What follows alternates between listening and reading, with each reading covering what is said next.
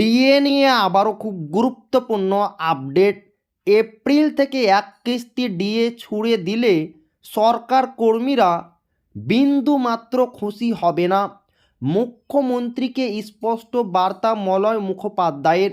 2025 সাল গড়িয়ে 2026 সাল চলে এলো, তবে ডিএ নিয়ে উচ্চ বাচ্চ নেই সরকারের। এদিকে বহু টালবাহানার পর শুনানি শেষ হলেও ডিএ মামলার ঘোষণা হয়নি এখনও। গত বছর 31শে ডিসেম্বর ষষ্ঠ পে কমিশনেরও মেয়াদ শেষ হয়েছে। এই পরিস্থিতিতে উঠছে সপ্তম পে কমিশন গঠনের দাবি। সব মিলিয়ে ক্ষোভ বাড়ছে সরকারি কর্মীদের। এরই মধ্যে ডিএ বিষয়ে বার্তা দিলেন কনফেডারেশন অফ স্টেট গভর্নমেন্ট এমপ্লয়িজের সাধারণ সম্পাদক মলয় মুখোপাধ্যায়। সমাজ মাধ্যমে মলয়বাবু লিখেছেন, রাজ্যে চলমান ষষ্ঠ বেতন কমিশনে কেন্দ্রের থেকে ডিএর ফারাক 1/1/26 পর্যন্ত 42% হতে চলেছে, যা মাত্রাহীন ডিএ বঞ্চনা বলে উল্লেখ করেছেন তিনি।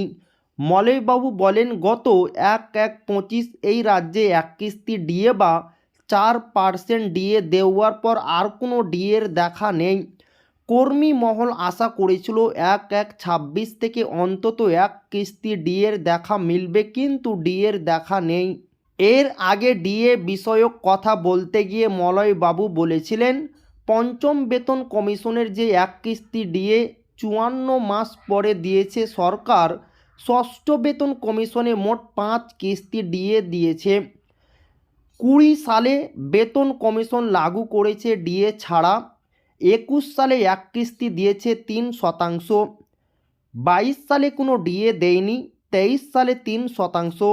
গত বছরের কথা উল্লেখ করে তিনি বলেছিলেন, 24 সালে সরকার দিয়েছে 2 কিস্তি, জানুয়ারি ও এপ্রিলে। তার মূল কারণ হলো 24 সালে লোকসভা ভোট ছিল। 25 সালের এপ্রিল মাসে এক কিস্তি।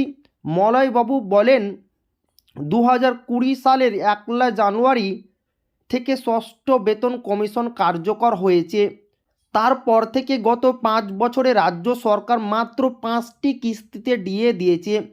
প্রথমে 3%, তারপর যথাক্রমে 3%, 4%, 4% এবং 4%, সব মিলিয়ে 18% ডিএ দেওয়া হয়েছে। তো এই ছিল ডিএ নিয়ে খুব গুরুত্বপূর্ণ আপডেট, যা আপনাদের মাঝে শেয়ার করলাম। তো ভিডিওটি ভালো লাগলে অবশ্যই আপনার বন্ধুদের শেয়ার করবেন, যাতে তাদের উপকার হয়। আর আপনি যদি এখনও আমাদের চ্যানেলকে সাবস্ক্রাইব না করে থাকেন, তো অবশ্যই চ্যানেলকে সাবস্ক্রাইব করবেন এবং আমাদের পাশে থাকবেন। তো আবারও দেখা হবে ডিএ রিলেটেড খুব গুরুত্বপূর্ণ ভিডিওতে।